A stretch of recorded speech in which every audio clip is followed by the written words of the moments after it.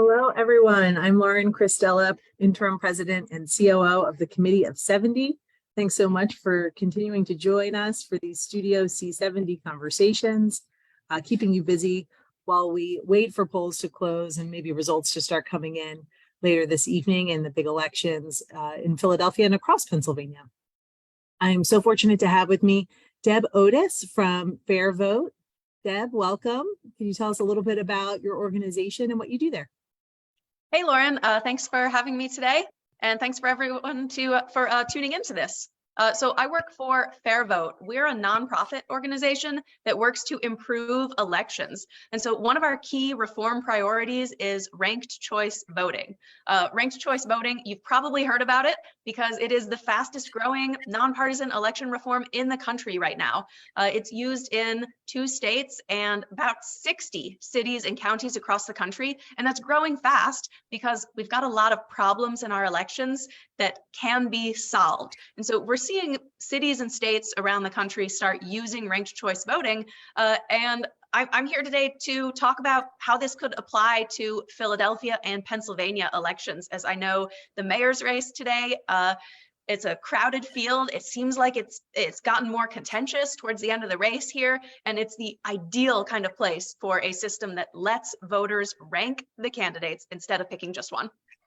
And that's exactly why we partnered with you to issue the poll that we did just a few weeks ago at the end of April that allowed voters to pick their outright candidate, but then we gave them the opportunity to learn a little bit about ranked choice voting and then rank the their top candidates 1 to 5. Can you tell us a little bit about the mechanics of this, how it would work if it was implemented here, what that would look like? Sure. The voter experience is simple. You get on your ballot, you get to rank the candidates in order of preference. So you get to select who's your first choice for mayor, who's your second choice, and who's your third choice. You have the freedom to rank as many or as few candidates as you like. If you really only like one candidate, that's fine. You can just rank the one. But if you have preferences, and in a big crowded field like this, a lot of us do, you get to express those preferences more fully on the ballot. So it's great for voters. And when the votes are counted, it elects majority winners. And so the vote counting is a little bit like an instant runoff. First, you count up just everybody's first choice preferences. If there's a candidate who already has a majority of first choices, they win and you're done.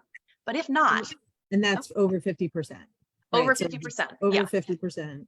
And that's kind of the baseline bar that a candidate should have to clear in a democracy, right? You should have the support of more than half of the voters if you want to hold office. But in crowded fields, fractured fields, a lot of times candidates only get 30% or 40% support. That's likely what we'll see in this Philadelphia mayor's race once we see the results. And so in ranked choice voting, what happens when you don't have a majority winner from first preferences? That's when the second choices and the third choices come into play. So you do a runoff round. You eliminate the candidate who's in last place, and then all of the voters who had voted for that candidate, their ballot goes to count for their next choice instead. So there's no wasted votes. Your vote stays in play and your voice is still heard. It's just if your favorite candidate didn't make it to the runoff round, now your vote is counting for your highest ranked candidate who is still active. And so this gets more voices in the kind of final round matchup where it matters. More people get to select the mayor in places that use ranked choice voting. And the mayor comes in with a mandate, right? Comes in with, instead of 30% of support, comes in with over 50%. Absolutely. The mayor will have a greater number of voters that proactively voted for them and put them into office.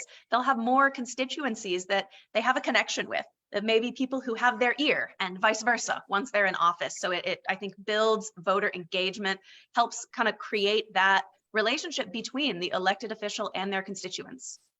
Is this, you mentioned that it's in nearly 60 cities across the country. Is this like a liberal progressive thing? Is this a partisan reform? What do you think to that? What do you say to that? No, this is nonpartisan. This is good for voters, it's good for the major parties, and it's good for independent and third party candidates. And so we're seeing support from across the aisle on this issue. Cities like New York City are using this, and that's a more progressive area. We also see support from, say, the Virginia Republican Party, where they use it for party nominations in order to nominate strong candidates and kind of put the party's best foot forward for the general election. And we see support from the Utah Republican Party, where state legislation has passed there to let cities and towns opt in to ranked choice voting. And in the first year after that passed, 20 cities and towns did it. And so we're seeing support across the aisle. Folks from all political stripes are seeing that this will improve our elections. And what part does this play on polarization, would you say? I think this helps, number one, take down the temperature a little bit in our campaigns. Right now, campaigns can tend to get really negative.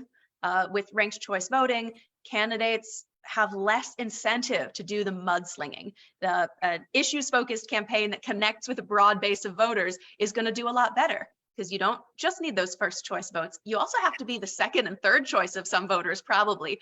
So you maybe don't want to come out and be the nastiest candidate on the campaign trail. So it certainly helps with campaign tone. And I think it reduces polarization because it elects winners with really broad support. So you don't get winners who only represent one fringe base of the electorate. You get folks that had that support of more than half of their voters. And so you're likely to get candidates that are kind of more representative in their views. And do you think ranked choice voting is preferable to other forms like approval voting or the runoffs that we just saw in Chicago, things like that? Can you talk about that in comparison to these other reforms? Yeah, I do. I think ranked choice voting is the best option for elections in the United States. There are dozens of different options for how you can translate preferences into winners, right? Tons of different ways that you could count votes and cast votes. I support ranked choice voting, and Fair Vote supports ranked choice voting because it is the tried and true method. It's been in use around the world for 100 years. And so we can see the positive impact that it's having in practice. And it creates good incentives. It creates incentives for voters to vote honestly. Other alternatives like approval voting don't do that. They create incentives for people to be strategic and try to game the system. And ranked choice creates good campaign incentives.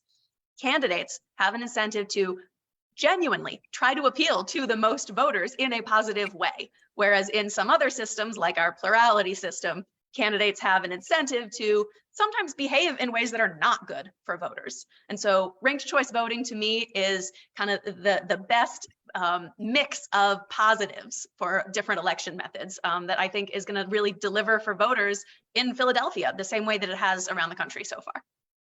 And we saw in our poll when we asked people if they were familiar, it was less than half of people said they were familiar with this form of voting. But 80% after having tried it in our poll said that it was easy to use. And then over half said that they would want to see something like this come to Philadelphia, which we thought was very interesting. Is there, I've heard some concerns that it's complicated or it's hard to explain and roll out. It takes a few election cycles. What would you say to that? In practice, we're seeing voters using ranked choice voting for the very first time, using it effectively, saying that they understand it and saying that they like it. So I don't think there's merit to this idea that it might take a couple of election cycles. Folks get it on the first try, and we're used to ranking other things in our everyday lives. I have my first choice cereal and then my second choice if I run out of my first choice. I'm not going to go hungry. I know what my second choice is. And so we can take that same principle, apply it to elections. Voters get this. I think what we saw in the poll in Philadelphia is similar to what we see around the country. Voters who have used ranked choice voting say that they like it and that they want to keep it. Voters who haven't used it yet often say they haven't heard of it, and so they're unsure. And so it becomes a matter of doing events like this, letting folks know that this method is out there and it really does solve our problems. It's working in practice around the country, and so we can bring it to Philadelphia as well. Are there lessons for how other places successfully brought it? I mean, a change like this here would require approval in Harrisburg, which is not easy to come by for sure, especially in our current political climate. So are there any examples we can learn from how other places have enacted this reform? Well, if you need state legislative approval, you're not alone, and other states have succeeded in this. Last year, ranked choice voting legislation passed in 6 states through the state legislature. Some of these were like allowing a local options bill, or even just creating a study commission showing that legislators were open to it. This is a matter of educating your legislators. And so once Philadelphia is ready to do this, and once this is headed to Harrisburg for approval, it's a matter of letting legislators know how important this is to constituents. And they're there and they want to serve their constituents. So let them know. This might not be on their radar yet until there is an active movement from Philadelphia or from another city to make it happen. And then my guess is they'll see this groundswell of support, understand that the voters want this, and go ahead and approve that. We also set up an unscientific version of the poll for anyone to check out. The mayor's race is still open live. We're not closing it until after Election Day. So people can check that out. If you want to see how this would work at 70.org, you can find the unscientific version of ranked choice voting in the mayor's race in Philadelphia. But we also just launched one for the county executive in Allegheny County, because they're in a similar situation where it's a crowded field with lots of solid candidates that people are struggling to make up their mind about. And it's been very well received. I think the Mayor Peduto commented on it, that it was a neat activity, and they were interested in learning more about it too. It's wild how widespread this problem is, of these crowded fields and non-majority winners, voters having to play strategist in the polling booth. As soon as we started the one for Philadelphia, almost immediately we said, oh, wait, we got to do Allegheny County too. They're having the same problem. We see this all across the country, voters facing this problem. Right. What else do you think our viewers should know about ranked choice voting, or about what it might take to bring it here to Philadelphia? I would highlight one of my favorite things about ranked choice voting is that it improves representation for women and for people of color. Our current elections, as we know, women and people of color are underrepresented in federal, state, and local office. And some of this is due to our choose one elections. So once you move to ranked choice voting, there's no longer the fear that if a new candidate enters the race, they might be a spoiler. They might steal votes away from some other candidate and only hurt their own side. Ranked choice voting allows candidates to enter the race, let their voices be heard, and let voters decide. And so I think this is one of the mechanisms where we see improved outcomes for candidates who are women and candidates of color. Instead of being told, oh, you shouldn't run right now, you might split the vote, you might only hurt your side, why don't you just take a break, wait your turn. Instead of being told that, candidates are allowed to enter the race and start connecting with voters. That is just huge. And we know that, for example, when women candidates run, they win, but they're often told not to run. And so we need systems like ranked choice voting that kind of open up these doors to candidates who are currently underrepresented. And this goes to that viability, right? Where people are guessing about who's viable, who's a viable candidate. And are you wasting a vote on someone if you're just voting along your values instead of strategically? That's really interesting. Well, anything else that we should share? I think we covered a lot of good ground. This is a phenomenal kickoff to a conversation that has been heating up, certainly since we did our poll. But as people are heading to the polling place and struggling with casting that ballot, so many were undecided. Even as of the last poll about a week ago, said still about 15% were undecided heading into Election Day. So certainly be easier if we had ranked choice voting. And I appreciate the information you've shared with us. Anything else, closing thoughts you'd like to share?